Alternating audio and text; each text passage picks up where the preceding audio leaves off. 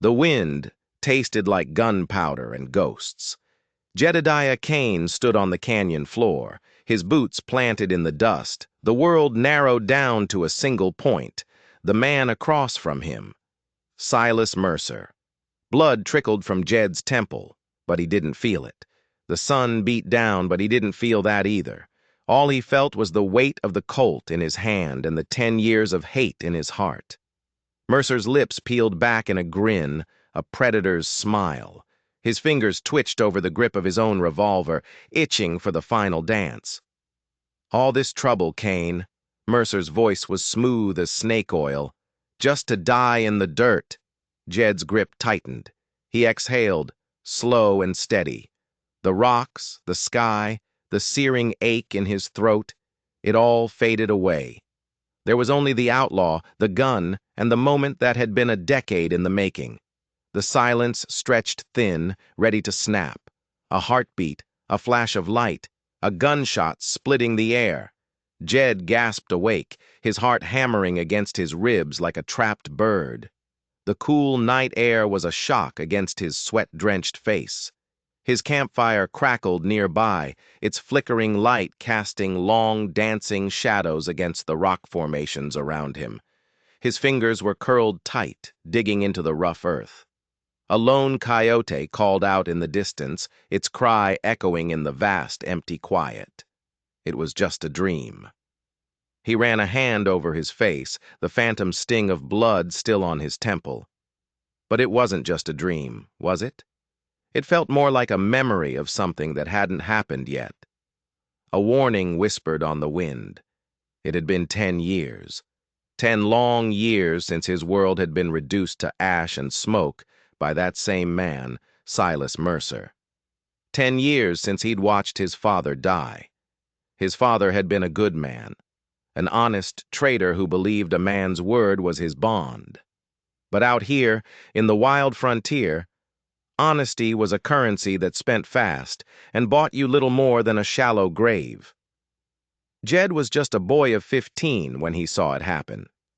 He saw Silas Mercer, a man who'd built an empire on fear and blood, shoot his father down in the dust without a second glance. Mercer hadn't even looked at the boy. He'd just turned and walked away, leaving Jed with nothing but a corpse and a burning need for revenge.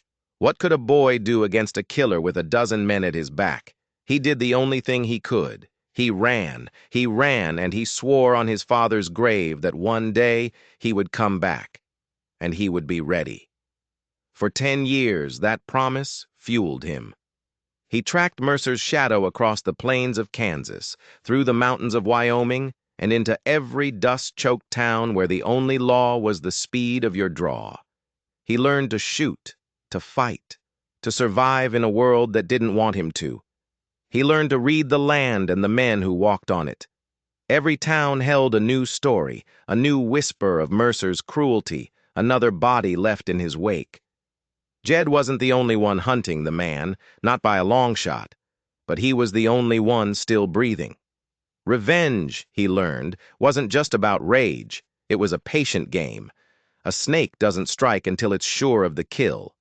And now, after a decade of searching, of living like a ghost, he had finally picked up Mercer's trail again. It was fresh. It was close. But that dream, it gnawed at him. It felt too real. He had spent so long chasing this one single purpose, this all-consuming vengeance, that he'd never stopped to think about what came after. Deep down, a cold knot of dread was forming in his stomach. Something told him this wasn't just about his father anymore. He was walking into something bigger, something darker than a simple quest for revenge. He didn't know what it was. Not yet. But the air was changing. A storm was coming. And he was riding right into the heart of it. The sun bled across the horizon, painting the sky in violent shades of orange and red. The tall grass rolled in waves, stretching out for miles under the dying light. It was quiet. Too quiet. Jed rode slow, his eyes constantly scanning, sweeping the landscape.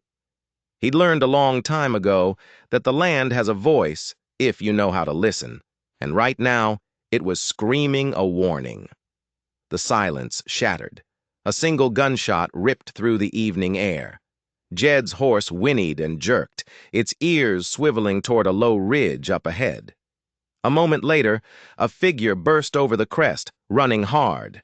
It was a woman, her dark braid flying behind her as she scrambled down the rocky slope, her movements fueled by pure, raw desperation. She was fast, but they were faster. 3 riders appeared on the ridge behind her, their dark shapes stark against the fiery sky. They were gaining on her, fast. One of them raised his rifle, taking aim. Jed didn't think. He acted. He drew his revolver, the worn leather of the grip familiar in his palm. He aimed. He fired. The crack of his pistol echoed across the plains. One of the riders grunted and tumbled from his saddle, a limp bundle of clothes hitting the dirt. The other 2 reined in their horses hard, their heads snapping toward Jed's position. They looked like wolves who'd just caught the scent of an unexpected threat. For a long, tense moment, nobody moved. The air crackled with unspoken violence. The men were rough-looking, the kind of hard cases with cold, empty eyes that told you they'd kill for coin without losing a wink of sleep. Bounty hunters. Jed could smell it on them. After a silent debate, they seemed to decide he wasn't worth the trouble. Without a word, they turned their horses and melted back into the sunset's haze. The woman stood frozen, her chest heaving as she fought to catch her breath. Slowly, cautiously, she turned to face Jed. Her expression was a mask, impossible to read. There was a fire in her, something fierce and unbroken. Her clothes were torn and caked in dust, but her gaze was steady, sharp as a shard of obsidian. "You shouldn't have done that," she said, her voice low and hard, like steel scraping against stone. "You're welcome," Jed replied, holstering his revolver. He watched her, taking in the way she stood, poised for a fight or for flight. She studied him for a long moment, her eyes seeming to weigh and measure him. Finally, she let out a sharp breath, glancing back at the empty ridge where her pursuers had disappeared. "They'll be back," she said. It wasn't a guess, it was a promise. "Then I guess you'd better start talking," Jed said, his voice flat. "Who are they? And more importantly, who are you?" She hesitated, her gaze flickering as if she was running through a dozen different lies and settling on none of them. Then, with a slow, deliberate movement, she reached inside her worn coat. She pulled out a small leather pouch, old and soft with age. With nimble fingers, she loosened the drawstring and tipped the contents into her palm. Jed's eyes narrowed. It was a pendant, old, handmade, crafted from hammered silver and dark stone. The design was intricate, filled with markings he didn't recognize. But even a man like him, who'd spent more time with gunpowder than with books, knew he was looking at something more than just a piece of jewelry. This was something ancient, something important. "This belonged to my mother," the woman said, her voice barely a whisper, "and to her mother before her." A slow, creeping chill worked its way up Jed's spine. He'd heard stories on his travels, whispers traded over campfires and in smoky saloons, stories of an ancient relic, a symbol of power among the tribes that had once ruled these lands, a mark of a leader, a birthright. "And now," the woman continued, her voice gaining a hard edge, "men will kill for it." She tucked the pendant back into its pouch, her fingers curling around it protectively. She met his gaze again, and this time there was a challenge in her eyes. "I didn't ask for your help," she stated plainly. "But now that you're in this, you should know one thing." Jed shifted in his saddle, his hand resting near the butt of his gun. "What's that?" "If you ride with me," she said, her voice deadly serious, "you ride toward death." Jed considered her words. He looked at the fire in her eyes, at the pendant she guarded so fiercely, and at the long, empty road ahead of him. He thought of Silas Mercer and the dream of the dusty canyon floor. He was already riding toward death. What was one more shadow on his trail? He swung a leg over his saddle, dismounting and extending a hand. "Lady," he said with a wry, tired smile. I was already headed that way. The wind had turned.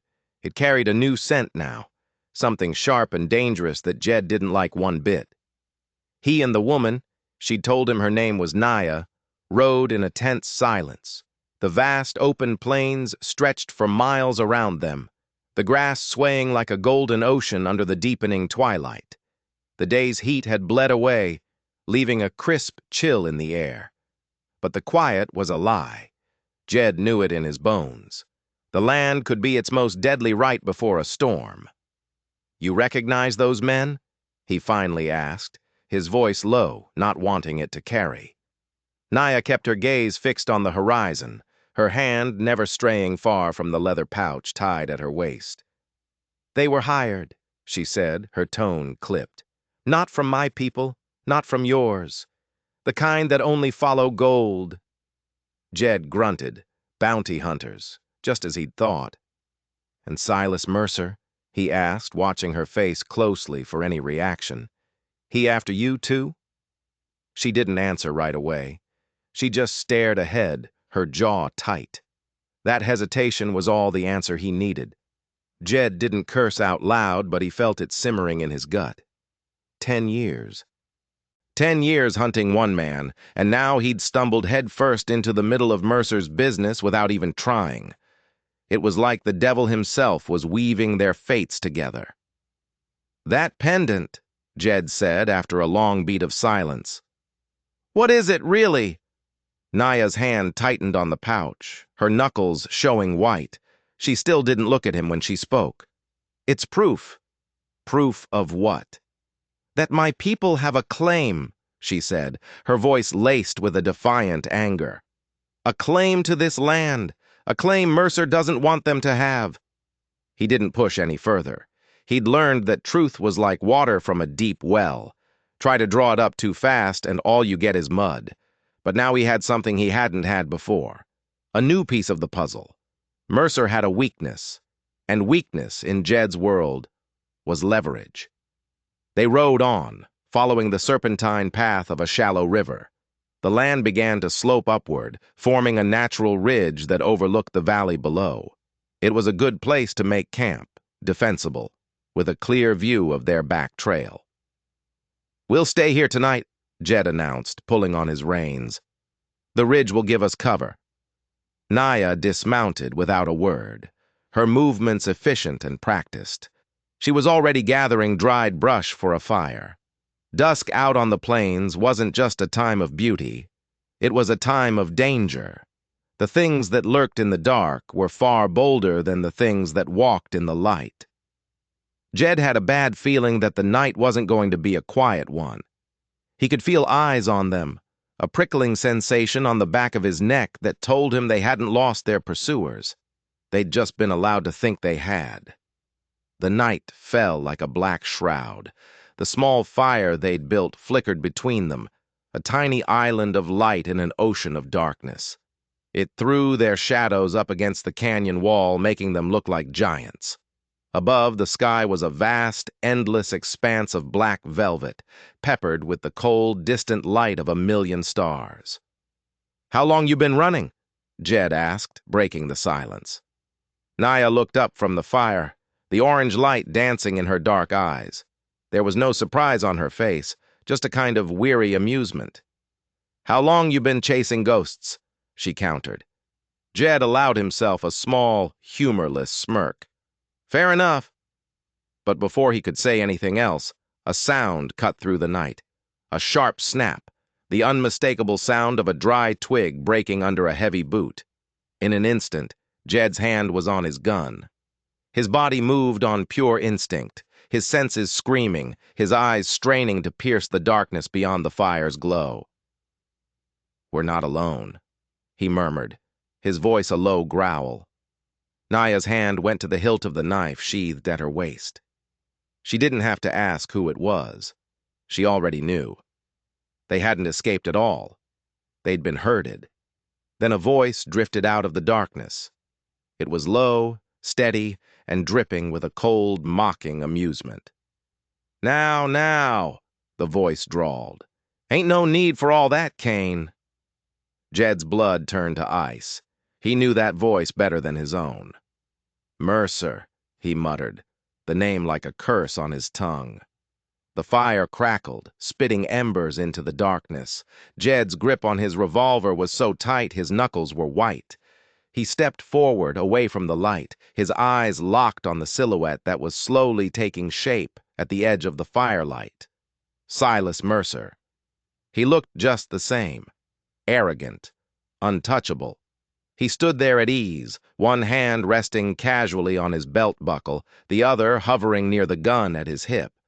A lazy smile played across his lips, the kind of smile a man gives an old friend, not the man who has spent a decade vowing to kill him. You look surprised, Kane, Mercer said, his voice a smooth, dangerous purr. You shouldn't be. You know how this game is played. You follow a trail long enough, it always leads right back to you. Jed didn't waste his breath with a reply. His eyes flicked past Mercer, scanning the deep shadows on either side. There was no way he was alone. Mercer was a wolf, and wolves always travel in packs. Where are they? Jed asked, his voice hard and steady. Mercer let out a low, amused chuckle. Close enough, he said. But we don't have to do this the hard way, Kane. Not tonight. Just hand over the girl and that little trinket of hers. You do that, and I'll even let you ride out of here breathing. Jed's jaw clenched. He didn't look at Naia, but he could feel her coiled beside him like a snake ready to strike. The firelight flickered across her face, illuminating the fierce determination in her eyes. Her hand was now gripping the hilt of her knife. Not gonna happen, Jed said, his voice flat. See, I was hoping you'd say that, Mercer mused, a flicker of something cruel and hungry in his eyes. He sighed, a dramatic, theatrical sound. You always were too stubborn for your own good, just like your old man. Before Jed could process the jab, Mercer moved. He put 2 fingers to his lips and let out a whistle, sharp and piercing.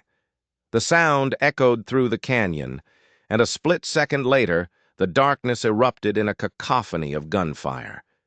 Jed felt it before he heard it. A massive, brutal force slammed into his back, like being hit with a sledgehammer. The air rushed out of his lungs in a pained gasp. He stumbled forward, his legs giving out, catching himself on one knee. He reached for his side, and his hand came away wet and warm with his own blood. Naia was already in motion. She was a blur of righteous fury, her knife flashing silver as she spun and lunged at the first shape that emerged from the shadows. There was a sickening grunt, and a man went down. But there were more. Too many more. Jed fought to get to his feet, his breath coming in ragged, shallow gasps. His vision was swimming, the edges turning gray. He raised his gun, fired once, twice. Someone screamed in the darkness. But then a heavy boot slammed into his chest, sending him sprawling backward onto the cold, hard earth. Silas Mercer loomed over him, shaking his head in mock disappointment. "A damn shame, Kane," he said, his voice laced with false pity. "I really thought you'd last longer." Jed tried to push himself up, but Mercer's boot pressed down hard on his chest, pinning him. "Stay down, Kane," Mercer said, a smirk playing on his lips. "This ain't your fight anymore." He turned his attention to Naia, who was now back to back with Jed, her knife slick with blood. "You know how this ends, girl," Mercer called out. "Come quiet, and I won't let my boys have too much fun with you before we're through." Naia's lip curled in a snarl. Her stance was unwavering. "Come and take me, then," she spat. Jed saw the look in her eyes. She was going to fight. She was going to die. And he was too weak, too broken, to do a damn thing about it. "Kill him," Mercer said, his voice filled with the same casual indifference a man might use to swat a fly. Jed heard the metallic click of a hammer being cocked. He tensed, bracing for the end. A gunshot rang out, but it wasn't meant for him. It came from the ridge, from behind Mercer's men. Then came another shot, and another. Shouts of confusion and pain erupted from Mercer's men. They spun around, firing blindly into the darkness. Their ambush suddenly turned against them. Someone screamed. The night exploded into a whirlwind of chaos and violence. Jed could barely process what was happening. Pain lanced through his side with every breath. But one thing was clear as day. Whoever was up on that ridge had just saved his life. Naia didn't waste a second. She moved like a phantom, grabbing Jed's arm and hauling him to his feet. He stumbled, his legs like jelly, but she held him firm. "Move!" she snapped, her voice urgent. His vision was a blur, but his body obeyed.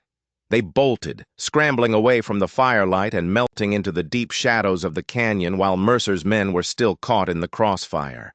Gunfire cracked behind them, but the night swallowed them whole. They ran until Jed's lungs burned and the world started to go black at the edges. They reached the far end of the canyon, where the land dipped into a narrow, twisting pass. The rocks loomed high on either side, their jagged edges like teeth against the moonlit sky. It was a good place to hide, but it was an even better place for another ambush. "Who was that back there?" Jed rasped, leaning heavily against a cold slab of rock, trying to staunch the bleeding from his side. "Does it matter?" Naia shot back, her eyes scanning the ridgeline above them, her body still thrumming with adrenaline. "We're still breathing." She was right. But something about it all felt wrong. The timing was too perfect, the rescue too convenient. If Mercer had truly wanted them dead, why hadn't his men just finished the job? It felt like a stage play, and they were all just actors hitting their marks. As if in answer to his thoughts, a sudden gust of wind swept down the pass, carrying a familiar voice with it. "You always were too stubborn to die easy, Kane." Jed stiffened, his head snapping up toward the ridge. It was Mercer. He was standing there, silhouetted against the moon, his long coat flaring in the wind. His men were fanned out behind him, their guns held ready. The fight wasn't over. It had just moved to a new location. "Guess I should have just put a bullet in you 10 years ago?" Mercer mused, his voice carrying clearly in the still night air. "Would have saved us both a whole lot of trouble." Jed took a slow, painful breath, ignoring the fire in his ribs. His fingers curled around the grip of his revolver, but he didn't draw. Not yet. This was a different kind of fight now. "You still can," Jed called back, his voice surprisingly steady, "if you think you're fast enough." Mercer's smirk widened into a full-blown grin. "Oh, you ain't fast enough, Kane," he taunted. "Not tonight, not after what my boys did to you." Jed lifted his chin just enough to catch the moonlight in his eyes, a glint of defiance. "You sure about that?" A beat of pure silence stretched between them, thick with tension. Then Mercer moved. The world seemed to drop into slow motion. Jed's arm snapped up, his body moving on pure, honed instinct. A flash of silver from his hand, a deafening crack that echoed off the canyon walls. A bullet tore through the night air. But it wasn't aimed at Mercer. It slammed into the rock face just to Mercer's left, showering him with stone fragments. Mercer flinched back, surprise flashing across his face for the first time. He hadn't expected that. He'd expected a duel, but Jed wasn't playing by those rules anymore. In that single moment of hesitation, Naia moved. She sprang from the shadows like a panther, scrambling up the rock face with impossible speed and agility. She was on Mercer before he or his men could react, the silver blade of her knife a blur in the moonlight. She didn't go for the kill. She pressed the flat of the blade against his throat, a clear and deadly promise. Mercer's men froze, their guns aimed but useless. "Tell them to drop them," Naia said, her voice cold and calm. Mercer swallowed hard, the bravado finally draining from his face, replaced by a flicker of genuine fear. "Do it!" he rasped. A dozen guns clattered against the rocks. "You took my father," Jed growled, pushing himself off the wall and starting the slow, painful walk toward the ridge. "You stole his land. his life. Mercer's breath hitched, but the smirk was already returning to his face. "Your father was a fool, Kane," he spat. "He found something he couldn't handle, and he paid the price." "What did he find?" Jed demanded, his voice low and dangerous. Mercer just laughed, a harsh, grating sound. "You think this is about a deed? About a piece of paper? Your father found a map, boy. A map on that pendant the girl is so fond of." Jed stopped. He looked at Naia, who met his gaze, her expression unreadable. "It's not a birthright," Mercer sneered. "It's a key to the old Spanish gold mine, the Veta Madre. Your father and I were going to be kings, but he got greedy. He wanted to cut me out." Jed's world tilted on its axis.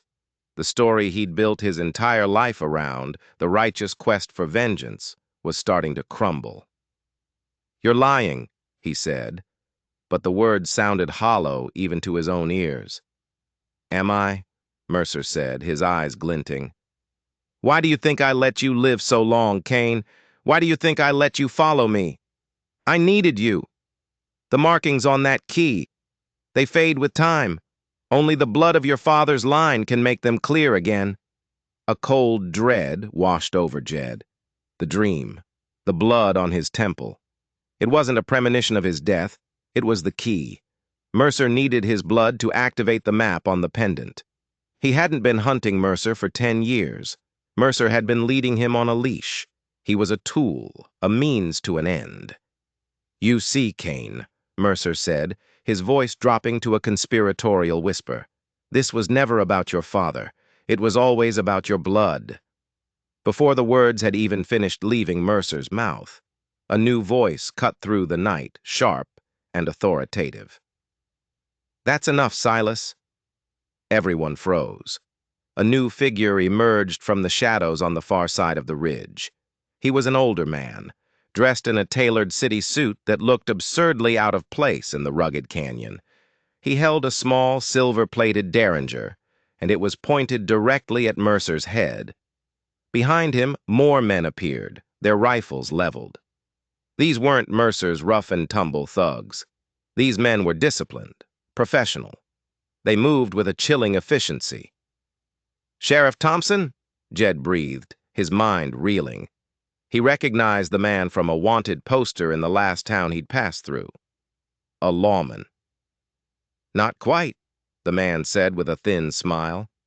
"The real Sheriff Thompson met with an unfortunate accident a few weeks back. I've merely been borrowing his identity." He took a step forward, his eyes never leaving Mercer. "You've been a difficult man to pin down, Silas, but your obsession with the Kane boy finally gave us the opening we needed." "Who are you?" Mercer demanded, his voice tight with rage. "Let's just say," the man in the suit replied smoothly, "that we represent the original investors in your little gold mining venture, the ones you and the elder Kane decided to cut out of the deal all those years ago. We've been waiting a very long time to collect on our investment." The third party, the mysterious shooters from the ambush. They hadn't been saving Jed. They'd been using him as bait to draw Mercer out into the open. Jed looked from the man in the suit to Mercer, then to Naia. He'd been a pawn in a game he didn't even know he was playing. His quest for revenge had been a lie, a carefully constructed narrative to lead him right to this moment. The whole world he thought he knew was a house of cards, and it was collapsing all around him. He felt a bitter laugh rise in his throat. He thought he was the hunter, but all along, he'd been the prey. The man in the suit, the one impersonating Sheriff Thompson, gestured with his derringer.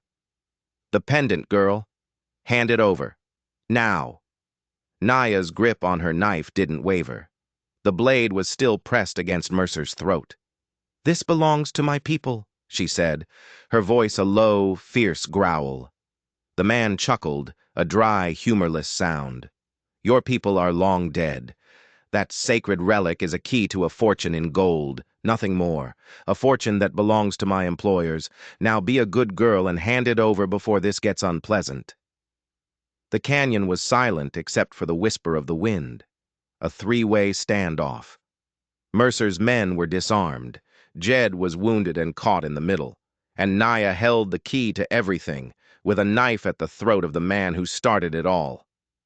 "She's not giving you anything," Jed said, taking a slow step forward. His side was a blazing fire of agony, but he ignored it.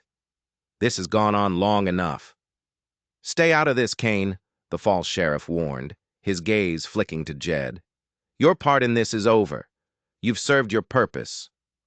"My father," Jed said, his voice shaking with a rage that had nothing to do with revenge anymore. It was the rage of a man who'd been played for a fool. "You say he betrayed you, that he and Mercer cut you out." "He was weak," the man sneered. "He got a conscience. Started talking about returning the land to the natives, about making things right. Mercer had to silence him before he ruined everything." The final piece of the puzzle slammed into place. His father hadn't been a greedy monster. He'd been trying to atone. Mercer hadn't killed him for greed. He'd killed him to protect their secret. And these men, this third party, they didn't care about justice. They just wanted their share of the gold. "The gold is a curse," Naia said, her voice ringing with conviction. "It poisoned all of you." "A curse I'm willing to live with," the false sheriff said, his patience finally snapping. "Last chance. The pendant." Jed saw the man's finger tighten on the trigger. He saw the cold, calculating look in his eyes. He wasn't going to let them walk out of here. He couldn't afford any witnesses. In that split second, Jed knew what he had to do. His quest for vengeance had led him here, but it wasn't going to be what ended it. Something else would. "Naia," he said, his voice calm and clear. "Throw it." For a heartbeat, she hesitated, her eyes locking with his. She saw the plan taking shape in his gaze. She saw the sacrifice. With a sharp cry, she shoved Mercer forward, straight into the false sheriff, and at the same moment, she threw the pendant. Not to the men, but down, into the darkness of the narrow pass below. It was the only move they hadn't anticipated. For a single chaotic moment, every eye followed the glint of silver as it tumbled into the abyss. It was the distraction Jed needed. He lunged, not at the false sheriff, but at a large, precariously balanced rock at the edge of the cliff. He threw all of his weight against it, the pain in his side screaming in protest. The rock teetered for a moment, and then with a deep groan it gave way. It crashed down into the narrow pass, followed by an avalanche of smaller rocks and scree. A massive cloud of dust erupted, choking the air. The pass, the only way in or out of this part of the canyon, was completely blocked. They were all trapped. Mercer and the false sheriff's men were scrambling, shouting in confusion and anger as the dust settled. Jed had leveled the playing field. No one was getting out of here easily. "You fool!" the false sheriff screamed, his face contorted with fury. "You've buried it! The gold is lost!" "There never was any gold," Naia said, appearing at Jed's side like a ghost.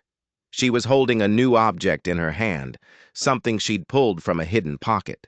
It was a second pendant, nearly identical to the first. "What is this?" Jed asked, confused.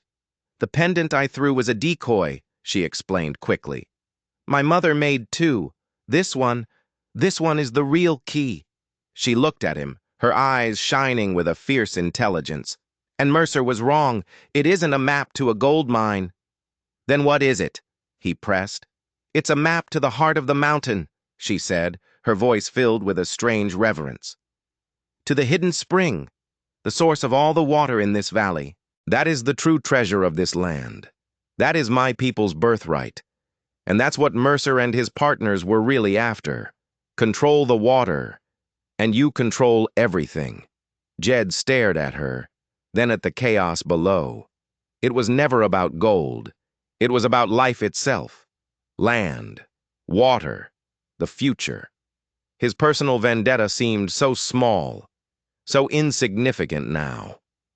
The false sheriff had recovered his composure. "It doesn't matter," he snarled, raising his derringer. "Kill them both. We'll find a way down. We'll dig it out if we have to." His men raised their rifles. Jed and Naia were exposed, out in the open. They were out of time. But Naia just smiled, a thin, dangerous smile. "You think you're the only ones who can set a trap?" she called down. And then she whistled. It was a sound almost identical to the one Mercer had used earlier, but with a different cadence, a different tone. For a moment, nothing happened. The false sheriff laughed. "What's this? Calling your ghost ancestors for help?" His laughter died in his throat as figures began to emerge from the rocks all around them. Not just on the ridge, but from hidden alcoves and crevices in the canyon walls. They were Naia's people. Warriors, armed with bows and rifles, their faces grim and determined. They had been here the whole time, waiting in silence, a hidden army of ghosts. The hunters had just become the hunted.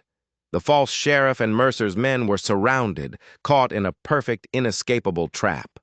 Their faces, so full of arrogance just moments before, were now masks of shock and terror. They were outnumbered, outmaneuvered, and utterly defeated. Naia's people moved with silent efficiency, disarming the remaining men and tying them up. The power had shifted completely. Jed watched, leaning against the canyon wall, the adrenaline that had been keeping him going starting to fade, replaced by a deep, bone-weary exhaustion. Naia walked over to Silas Mercer, who was now on his knees, his face a pasty white. She looked down at him, not with hatred, but with a kind of weary pity. "All those years," she said quietly, "all the blood you spilled, for nothing." She then turned to Jed. "My people will take them to the federal marshal in the next territory. Their justice will be slow, but it will be absolute." Jed nodded, the pain in his side a dull, throbbing drumbeat. He looked at the chaos, at the captured men, and then at the pendant still clutched in Naia's hand. His 10-year quest was over. He had found the man who killed his father, but the victory felt hollow. The truth he had uncovered had shattered the very foundation of his life. His father wasn't the saint he remembered, and his enemy wasn't the simple devil he had imagined. The world was a far more complicated place, full of shades of gray he was only now beginning to see. The first light of dawn was spilling over the jagged peaks of the horizon, painting the land in soft hues of gold and crimson. The dust had settled. The fight was over. Jed sat slumped against a rock while Naia expertly stitched the wound in his side. Her touch was gentle but firm. "He deserved to die," Jed said, his voice rough, "after everything he did." "Death is an easy escape," Naia replied without looking up from her work. "He will live with what he's done. He will face the world he tried to break. That is a greater punishment." She was right. He knew she was right. Vengeance was a fire that had consumed him for a decade, and now that it was gone, he felt empty, lost. "What now?" he asked, looking out at the vast open plains stretching out before them. "Now," she said, tying off the last stitch, "we reclaim what was stolen. We use the water to bring life back to this valley. We rebuild." She stood up and offered him a hand. He took it, and she pulled him to his feet. He was weak, but he was standing. For the first time in a long time, he wasn't just running toward something or away from something. He was just here, at the beginning of a new day. "Where will you go?" she asked, her gaze searching his. Jed ran a hand over his jaw, the rough stubble scratching his palm. "Not sure," he admitted. "Never really thought I'd make it past Mercer." "And now that you have?" He looked at her, at the quiet strength in her eyes, at the pendant she now wore openly around her neck. He looked at her people, who were already working to clear a path through the rock slide. He looked at the land, which was waiting, ready for a fresh start. His past was a ghost story, a tale of anger and blood. But maybe, just maybe, his future could be something different. Figure I'll ride a while, he said finally, a slow smile touching his lips for the first time. See where the trail takes me? Naia nodded, a matching smile on her own face. The silence that fell between them wasn't awkward or tense. It was comfortable, full of unspoken understanding, like the quiet after a long storm or the first breath of spring after a hard winter. You coming? He asked, tipping an imaginary hat in her direction. Naia glanced at him, her dark eyes sparkling with a new light. Someone's got to make sure you don't get yourself killed. Jed chuckled, a real, honest sound that felt foreign in his own ears. He watched as his horse was brought to him. With one last look at the canyon, at the place where his past had finally died, he mounted up. Naia swung gracefully onto her own horse beside him. 2 riders, no ghosts between them, just the long road ahead and the promise of a rising sun. So, what would you have done? In that final moment, with all the secrets revealed, would you have pulled the trigger on Mercer? Or is true justice something more than a single bullet? Let me know what you think down in the comments. If you enjoyed this wild ride through the frontier, don't forget to shoot that like button and subscribe for more stories that the history books left out.